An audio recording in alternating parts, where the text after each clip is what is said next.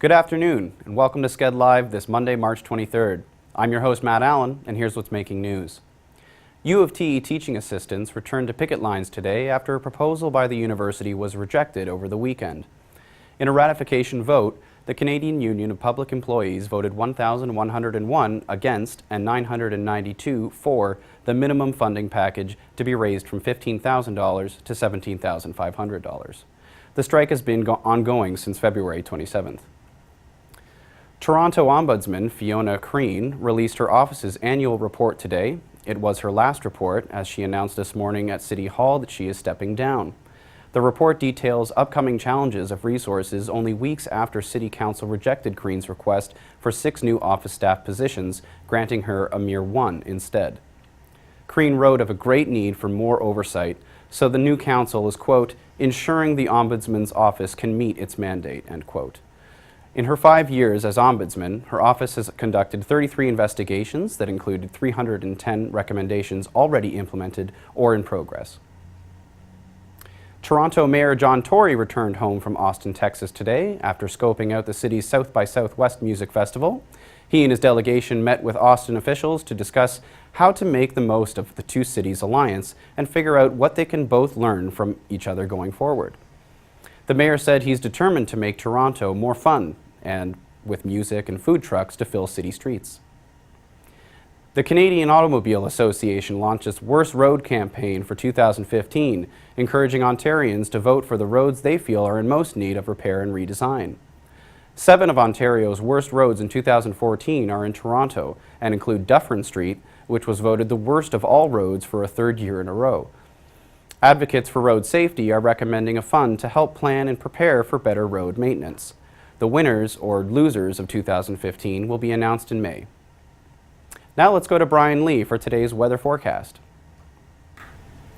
Thanks, Matt, and here's today's weather forecast. The cold temperatures are back after a warm week, so bundle up and don't let the sunshine fool you. Currently, it's mostly sunny at minus 10 degrees Celsius with the wind blowing at 21 kilometers per hour. Today, we'll see a high of minus 2 and a low of minus 8. I asked a few students outside to see how they feel about the return of the cold weather. It's cold. It's not like March break anymore. Well, we had March break, but it was nice last week. It's not so nice anymore. I think it's pretty good. It's a little cold, but the sun's out. That's nice. Oh, really? Yeah, it's warm, but the temperature go down, so I have no control of the hands off. Starting Tuesday, the temperature will begin to rise slightly at a high of 2 and a low of minus 2. Wednesday and Thursday it'll rain, but will be relatively warm with the temperature going up to 9 degrees Celsius on Wednesday. Friday, the temperature will dip down again with a high of minus 2 and a low of minus 7 with cloudy sky. Saturday, we'll see a slight improvement as we get partly cloudy sky with a high of 2 and a low of minus 3. That's it for your 5-day forecast. Back to you. Thanks, Brian. Suspended Canadian Senator Patrick Brazeau's sexual assault trial began today, with new photos released by Quebec police. The photos show a broken banister, wall marks, and torn clothing from within the Gatineau home where Brazeau was arrested in February of 2013. A police witness testified that evidence suggested a violent encounter. Brazeau will be returning to court in Ottawa on June 1st to address other charges of fraud in regard to Senate expense claims. U.S. Republican Senator Ted Cruz announced his run for presidency today, making him the first major candidate to do so before Obama's term is up. Cruz was born in Calgary, Alberta, making him an official Canuck, but says he deeply believes in the promise of America. Now over to Kyle Waskell with sports. Hi, I'm Kyle Weiskell, and here's your sports news for the day. Canadian-raised basketball star Steve Nash announced his retirement on Saturday. The Los Angeles Lakers point guard made the announcement in an article he wrote for the Players Tribune. Nash tweeted saying he already misses the game deeply but is excited to start something new. Nash is an 8-time NBA All-Star and has played 18 seasons in the NBA. He is 41 years old. The annual March Madness tournament gives sports fans and scouts the opportunity to check out the top basketball talent in the world.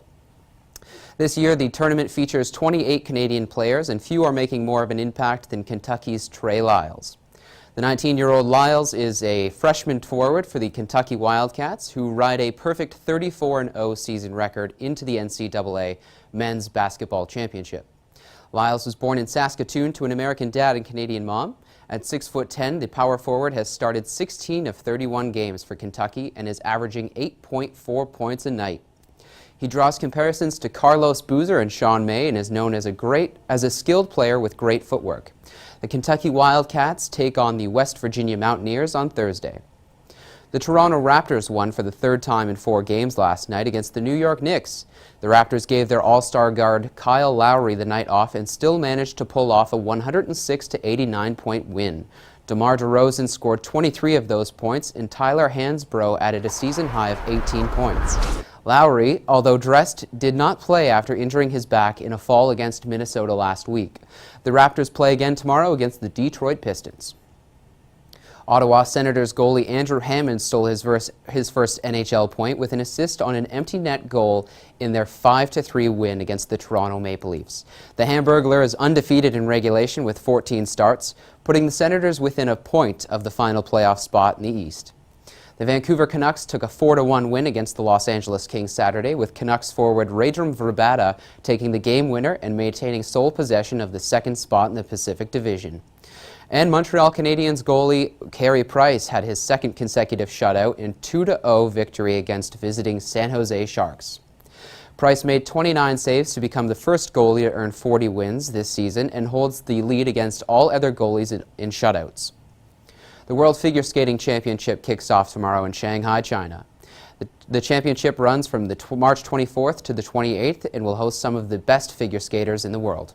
Of those skaters, some Canadians will be giving the competition a run for their money.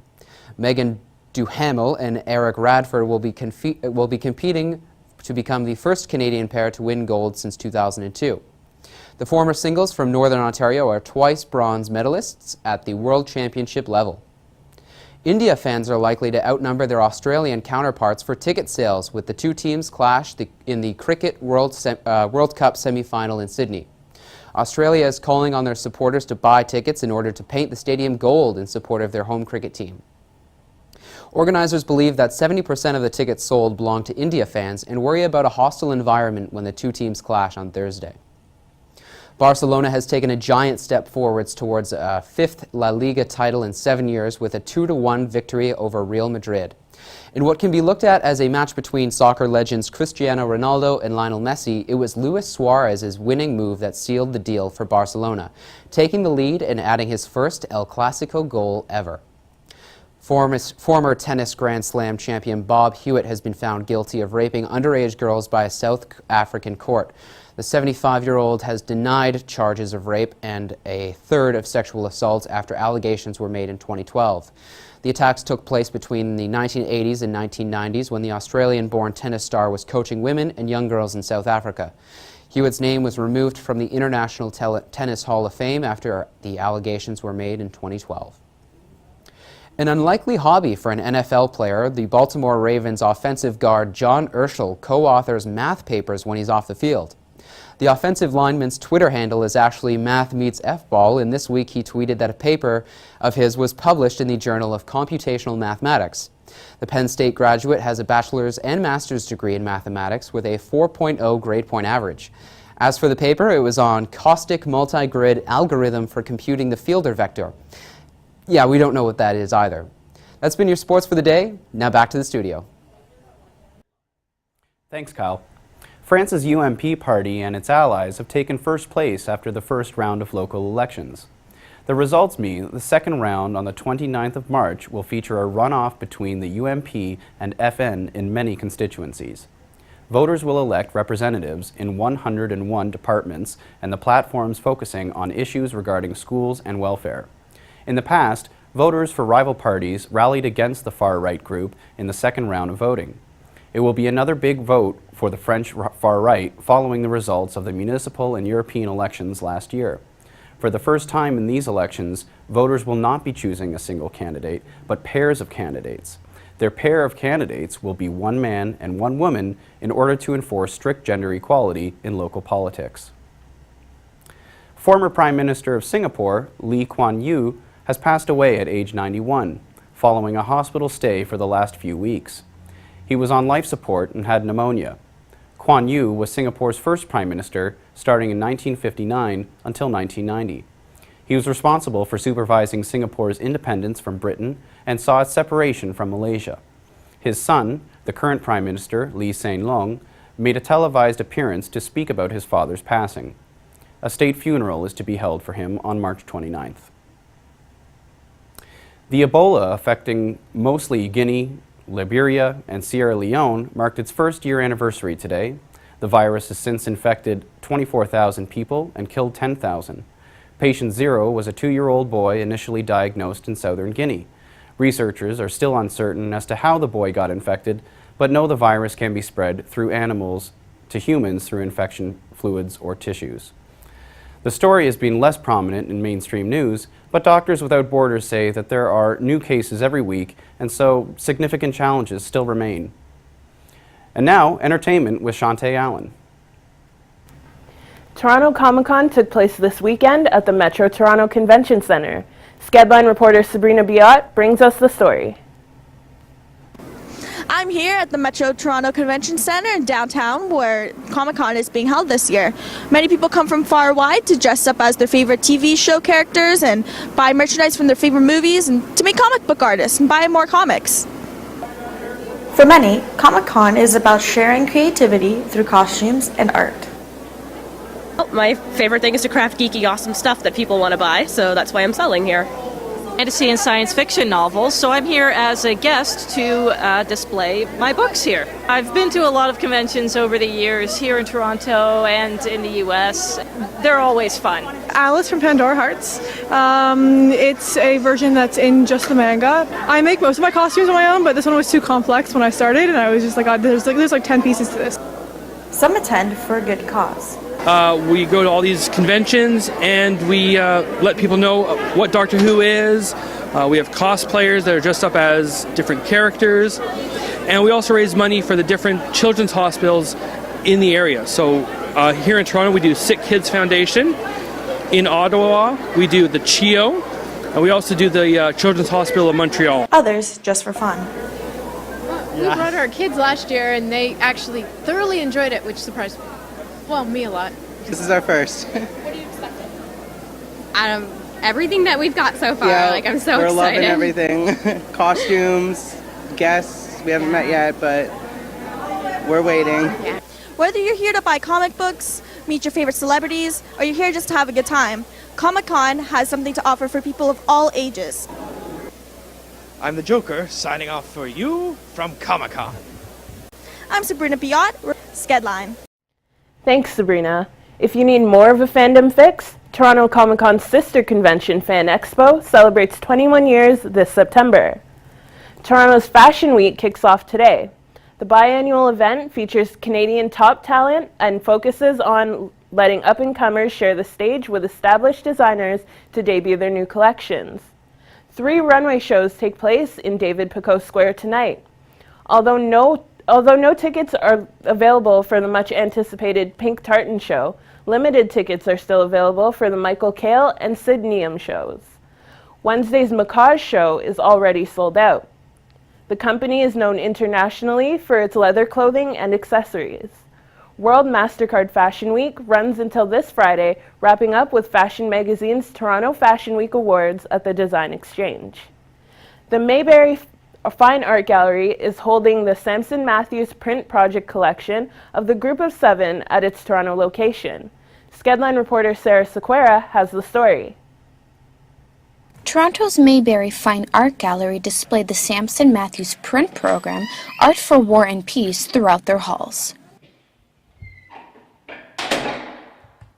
The program included paintings by the Group of 7 and other artists who participated during the World War II project. Artist and author Ian Sigvaldson co-wrote the book, Art for War and Peace. I got an email from a person related to a university in the United States about the show, and they were talking about how interesting it was that we were referring to this project as a possible use of propaganda, because with World War II propaganda in the States, he said it was very heavy-handed and that these pieces were so stunningly beautiful, and yet they were used to raise morale for the troops overseas and to sort of be used in place of a Canadian flag to kind of bolster the idea of a Canadian identity is, I think, really important. And this piece is a really strong draw that way. So there's been a lot of surprise to the collection because a lot of people don't know the story of Samson Matthews and the silkscreen works and the impact that it had on Canadian history as well as Canadian art history. And there's also been a lot of feelings of nostalgia because people remember seeing these in their local public library or their school or their post office. So generally speaking, the reaction has been very, very positive with people just eager to learn more. The nostalgia of these paintings have attracted many to the gallery. For skedline.com, I'm Sarah Sequeira. Thanks, Sarah. In music news, Blink-182's maybe guitarist Tom DeLonge took to social media this weekend to unveil his plans for 2015. DeLonge says on Twitter that he'll release 4 albums this year, 2 by himself and 2 with his side project Angels and Airwaves. On his Instagram account, he also tells fans that he has contracts with 6 best-selling authors and will be co-writing 15 novels this year, each with its own EP soundtrack. DeLonge says these obligations caused the original rift with his potentially former bandmates in Blink-182. Because of the other commitments, DeLonge did not enter a contract with the rest of the band that would allow them to record a follow-up to the 2011 album Neighborhoods. Bassist Mark Hoppus called DeLonge ungrateful in a Rolling Stone interview, and drummer Travis Barker said that the right thing for him to do would be to man up and quit the band. Blink-182 released a statement earlier this month saying DeLonge has indefinitely left the band. They played Barker's Music Inc. festival in California yesterday with Alkaline Trio's Matt Skiba filling in on guitar. In Toronto, local rapper Shad will be headlining at Massey Hall on Friday night. The show is part of Massey Hall's new Live at Massey Hall series that features Canadian artists. Tickets cost $18.94, a nod to the year Massey Hall was founded. This will be the first show following the announcement that he will host CBC Radio's Q, taking over from Gian Gameshi. Chorus Entertainment stocks have dropped 11% following the recent changes to Canada's TV industry. The CRTC says new, smaller bundles allow Canadians to buy basic cable packages with only the channels they want for $25 a month. These packages will only include certain channels, local stations, legislation, and provincial educational TV. With the new arrangement, people win, but Chorus loses. Its specialty channels, like W Network and YTV, don't make the cut in the new packages set to debut in 2016, even though they're offered in almost all current basic cable plans. 70% of Chorus's revenue comes from its TV broadcasting. In theaters, Insurgent, the second movie in the Divergent trilogy, topped the box office this weekend with $54 million, knocking Disney's Cinderella from the top spot and putting Run the Night in third. Also out this weekend was The Gunman, starring Sean Penn and Idris Elba. The action thriller brought in just over $5 million. TV couple Jackie and Kelso from That 70s Show may have tied the knot in real life. Actress Mila Kunis appeared on The Late Late Show with James Corden last night and spoke about her relationship with Ashton Kutcher. She showed off her wedding band but gave Corden a cryptic maybe when asked if the two were actually married.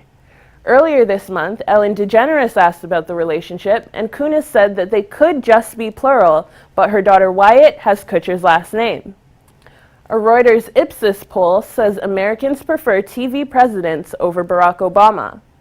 The poll says that only 46% of Americans polled had a favorable opinion of Obama, compared to the 89% that liked President David Palmer from 24, and Battlestar Galactica's President Laura Roslin, who got a 78% rating.